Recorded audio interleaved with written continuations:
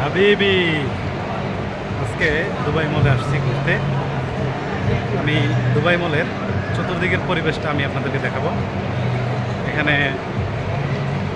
অনেক পরিমাণ প্রজাপতি আমার আশেপাশে পিছনে ডাইনি বামে চতুর্দিকে পাবেন। এখানে একটা রেলিং পাবেন, এটা হচ্ছে একটা মিডল পয়েন্ট। বিভিন্ন জায়গায় এরকম পয়েন্ট করা আছে। আমি চেষ্টা করতেছি আপনাদেরকে ভিডিওগুলো সুন্দর করে উপস্থাপন করে দেখানোর জন্য। জায়গা, আশেপাশের জায়গা কী কী আছে এখানে, এগুলো আসলে বলে শেষ করতে পারবো না আমরা। যা আছে মোটামুটি সব ধরনের জিনিস এখানে রয়েছে। বাইরে যা দেখতেছেন ভিতরে তা চাইতে অনেক ভালো জিনিস আছে এখানে। হ্যালো এভরিওয়ান, কী অবস্থা?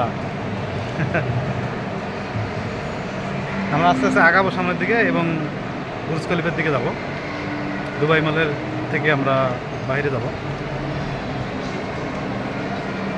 মনোরম একটা পরিবেশ, এখানে একটা আওয়াজ আসতেছে অন্যরকম, হয়তোবা আপনারা যতটুকু ক্লিয়ার শুনতে পারেন শুনলেন।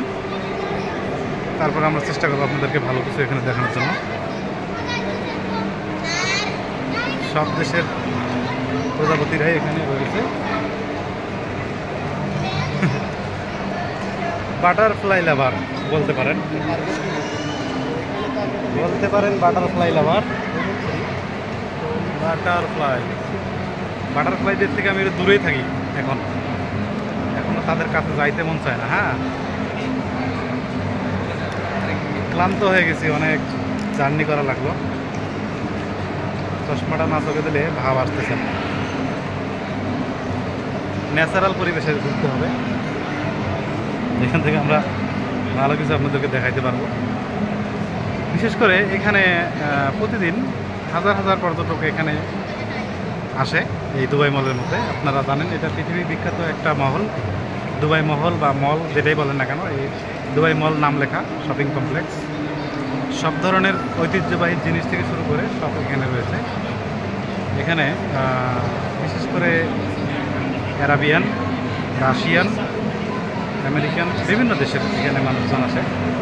তবে আমি চেষ্টা করি কিছু ডকুমেন্ট সংগ্রহ করার জন্য, আপনাদেরকে দেখানোর জন্য। আপনারা তো বিভিন্ন জায়গায় যান। এই যে মনে করেন এটা হচ্ছে একটা, আপনারা বিভিন্ন ভিডিও দেখবেন, এইটা দেখেন একটা ছাদের নকশা করা মডেল। এগুলো আপনি সব জায়গায় পাবেন না এরকম মডেল। আর আপনারা যখন ভিডিও করবেন, বিশেষ করে প্রতিটা ভিডিওতে দেখবেন মেয়ে মানুষ বা অচেনা অপরিচিত মানুষকে ভিডিওতে আপনার কম আনার চেষ্টা করবেন।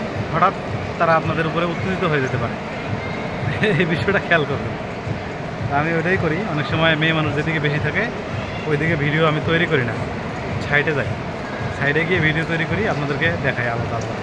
এই যে আমার পিছনে দুইজন রয়েছে, ওনারা আমার চশমা আর আমার এই যে ভিডিও নিয়ে ব্যস্ত। দুজন ছবি ভিডিও, কেমন ভিডিও বানাবে, কি করবে, এগুলো ভাবতে ভাবতে ওদের শেষ।